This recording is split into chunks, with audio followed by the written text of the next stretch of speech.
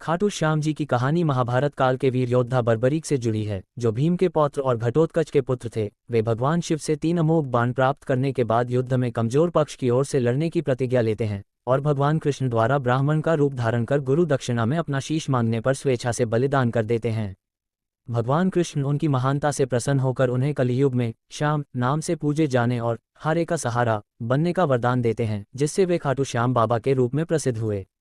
बर्बरीक कौन थे? वंश: वे भीम और हिडिंबा के पुत्र घटोत्कच के बेटे थे, इसलिए भीम के पौत्र कहलाते थे। शक्ति: बचपन से ही वे महान योद्धा थे और भगवान शिव की तपस्या करके 3 शक्तिशाली अमोघ बाण प्राप्त किए थे, जिनसे वे पल भर में युद्ध समाप्त कर सकते थे। महाभारत युद्ध और बलिदान: युद्ध में शामिल होने से पहले बर्बरीक ने प्रतिज्ञा ली कि वे हमेशा कमजोर पक्ष की तरफ से लड़ेंगे। उनकी इस क्षमता और प्रतिज्ञा से भगवान कृष्ण अवगत थे, इसलिए उन्होंने एक ब्राह्मण का रूप धारण किया और उनसे गुरु दक्षिणा के रूप में उनका शीश सिर्फ मांग लिया। बर्बरीक ने बिना हिचकिचाए अपना शीश अर्पित कर दिया, जिसे भगवान ने गर्भवती नदी में बहा दिया। खाटू श्याम नाम: बर्बरीक के बलिदान से प्रसन्न होकर भगवान कृष्ण ने उन्हें श्याम नाम दिया और वरदान दिया कि कलियुग में वे खाटू श्याम के रूप में पूजे जाएंगे और हारे हुए व निराश भक्तों का सहारा बनेंगे।